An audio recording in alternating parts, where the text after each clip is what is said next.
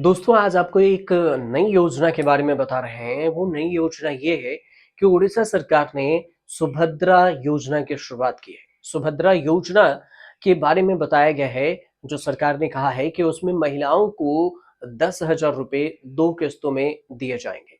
इसमें कई सारे कंडीशन भी लगाए गए हैं कि किन-किन महिलाओं को इसमें रखा जाएगा, किन सब महिलाओं को ये योजना का लाभ नहीं मिलेगा।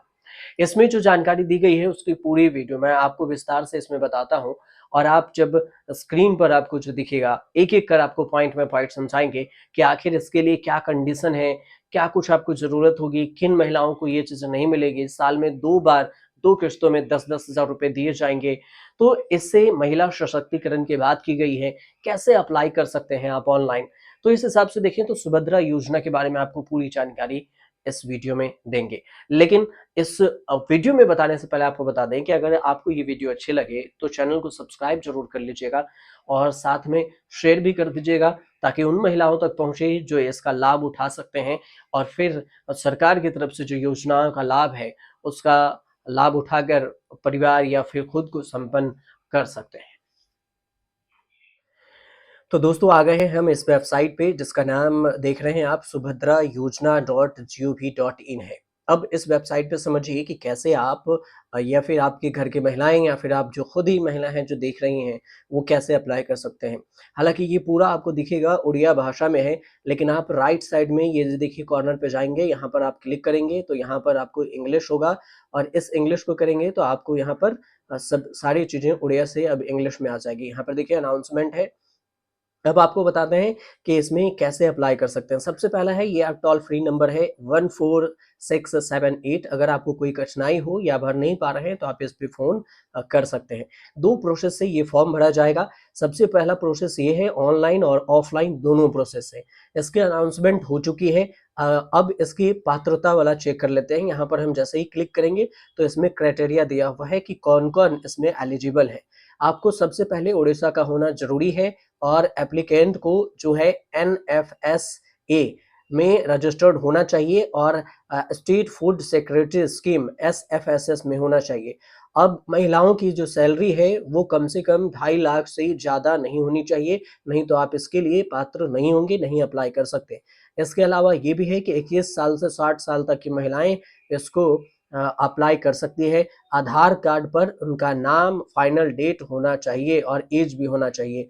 और ये देखिए 21 साल से ज़्यादा की जो महिलाएँ हैं और 60 साल से वो 1/7/2024 तक की ही होनी चाहिए, तभी आप अपने इसमें 21 साल वाले के डेट इतना होना चाहिए और 60 साल से ज़्यादा वालों का 2/7/64 तक होने चाहिए। फिर जाके आप इसको कर सकते हैं। मतलब आधार पे ये चीज़ें नामांकित होनी चाहिए, आपको ज़रूरी है। तभी आपको 10,000 रुपए साल का 2 किस्तों में मिलेगा। तो और इसके अलावा ये हो गया कि कौन-सी महिलाएँ हैं जो अप्लाई नहीं कर सकती हैं। जैसे कि 1500 रुपए पर मंथ में या 1800 रुपए साल का अगर कोई सरकारी गवर्नमेंट का लाभ उठा रही हैं, तो फिर वो महिलाएँ जो है इसमें लागू नहीं हो सकती। मतलब अप्लाई नहीं कर सकती इस स्कीम को। कोई विधायक है, सांसद हैं, वो भी नहीं कर सकती है। उसके अलावा कोई अर्बन बॉडी में है जैसे राजभवन, वार्ड पार्षद, स्टेट गवर्नमेंट में काम कर रही हैं, वो भी इसमें इस स्कीम को लागू नहीं मतलब फ़ायदा नहीं उठा सकती हैं। तो ये तो हो गया कि जो महिलाएँ एलिजिबल हैं और जो एलिजिबल नहीं हैं, उनके लिए।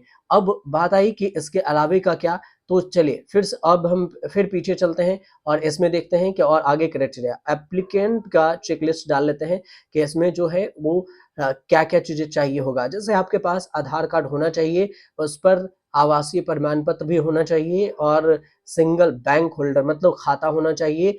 डिबेट या फिर डिबेट अकाउंट ही चलेगा आपको, इसमें केवाईसी होनी चाहिए, तब जाकर आपको इस योजना का लाभ मिलेगा।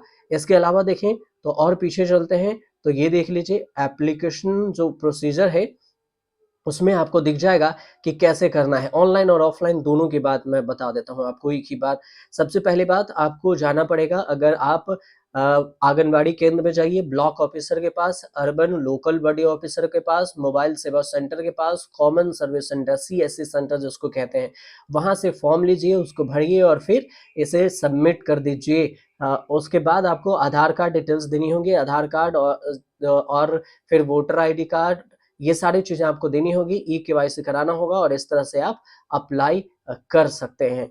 और यही प्रोसेस ये भी है कि आप सीधे इसके अकाउंट पे भी जाके आप देखिए, इन्हीं पे जाना पड़ेगा, आपको जाना तो होगा क्योंकि मोबाइल सेवा केंद्र और कॉमन सर्विस सेंटर पे जाकर ही अप्लाई करना पड़ेगा फिलहाल।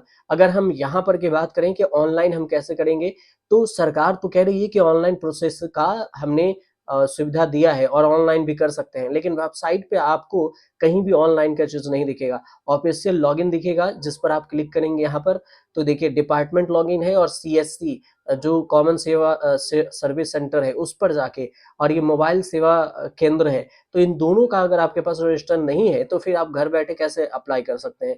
इसलिए आपको डिपार्टमेंट आपको वहाँ जाना ही पड़ेगा। फिर सीएससी के लिए है, तो जिनके पास सीएससी का यूजर आईडी और पासवर्ड है वो इस पर लॉगिन करेंगे और फिर ये आपका फॉर्म भर देंगे।